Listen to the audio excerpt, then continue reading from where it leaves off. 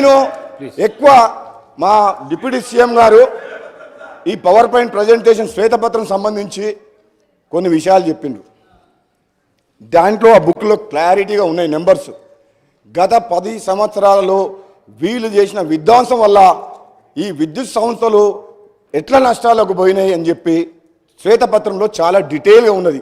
అందులో లోతుగా నేను పోను అధ్యక్ష.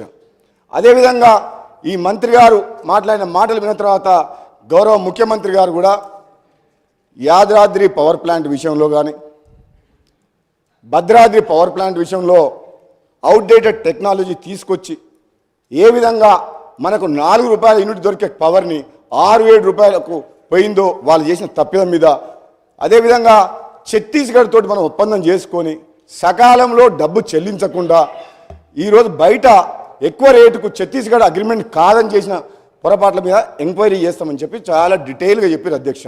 వీళ్ళ భవిష్యత్తు ఎక్కువ రోజులు ఏం సమయం పట్టదు. మీరే ఎంక్వైరీ ఆర్డర్ ఇచ్చిండ్రు, ముఖ్యమంత్రి గారు ఆదేశించిండ్రు. దర్యాప్తు సంస్థలు ట్రాన్స్పరెంట్గా బయటకు వచ్చిన తర్వాత వీళ్ళ గురించి ఇప్పుడు ఆలోచించుకుంటే జాలేస్తుంది, బాధ అవుతుంది. రాబోయే రోజుల్లో వీళ్ళ పరిస్థితి ఎట్లుంటుందని చెప్పి భయంకరమైన పరిస్థితిలో మీరు నెట్టబోయబడతారు. మీరు చేసిన తప్పులు మామూలు తప్పులు కాదు. ఈ రాష్ట్ర ప్రజల జీవితాలతో ఆడుకొని ఎన్నో ఆశలతోటి ఆత్మ బలిదానంతో వచ్చిన తెలంగాణని అప్పులపాలు చేసి ఈయన అంటాడు మన మంత్రి గారు, మాజీ మంత్రి గారు కిరసనాయిల దీపంలో చదువుకున్నంట. ఈ కిరసనాయిల దీపంలో చదువుకున్న మాజీ మంత్రి, కిరాయి ఇంట్లో ఉన్న మాజీ మంత్రి 2014లో ఈరోజు నాగారం తుంగతుర్తిలో బంగ్లా కట్టి 1000 కోట్లు ఎట్లా సంపాదించిన అధ్యక్ష? ఎక్కడికి వెళ్ళి వచ్చినాయి అధ్యక్ష? రాష్ట్రాన్ని అప్పుల్లోకి నెట్టేసి ఈ పవర్ మినిస్టరు విద్యుత్ సంస్థలను అప్పుల్లోకి నెట్టేసి ఈయన మంత్రిగా మాత్రం భూములు, ఇసుక మాఫియా 1000 కోట్లు దోసుకున్న చరిత్ర ఈయనది మాకు చెప్తున్నా అధ్యక్ష. మరి అన్ని మాటలు నన్ను అన్నప్పుడు నేను మాట్లాడగా అధ్యక్ష, నన్ను పార్టీ మారినవని అధ్యక్ష అన్నాడు అధ్యక్ష.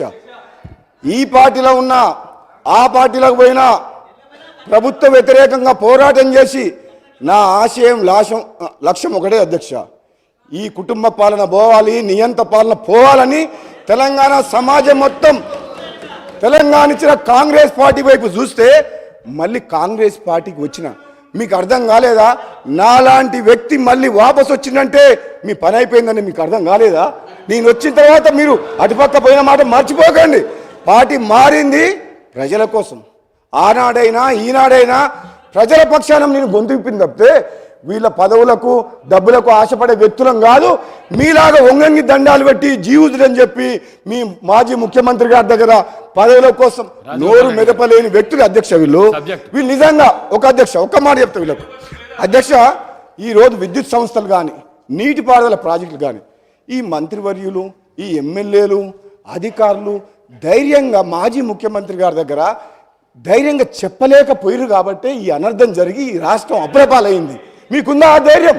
ఈరోజు మా గౌరవ ముఖ్యమంత్రి గారు అధ్యక్ష, ఒక యువకుడు మేము చెప్తున్నాం అధ్యక్ష, నిజంగా ఏ సమస్య వచ్చినా ఏ నిర్ణయం తీసుకున్నా తప్పని చెప్పి ముఖ్యమంత్రి గారితో చర్చించి నిర్ణయాన్ని మార్పించే శక్తి మాకుంది. మీకుందా అధ్యక్ష?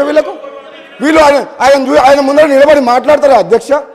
వీళ్ళు ఒక నియంతలాగా పరిపాలిస్తున్న ప్రజాస్వామ్యం కూని వేసి ప్రశ్నించే గొంతు లేకుండా చేసిన ఆ ముఖ్యమంత్రికి మాట్లాడే ధైర్యం వీళ్ళకుందా అధ్యక్ష? వీళ్ళు పదవుల కోసం జీహుజులు అనుకుంటా 1000 కోట్లు దోసుకున్న చరిత్ర వీళ్ళది అధ్యక్ష.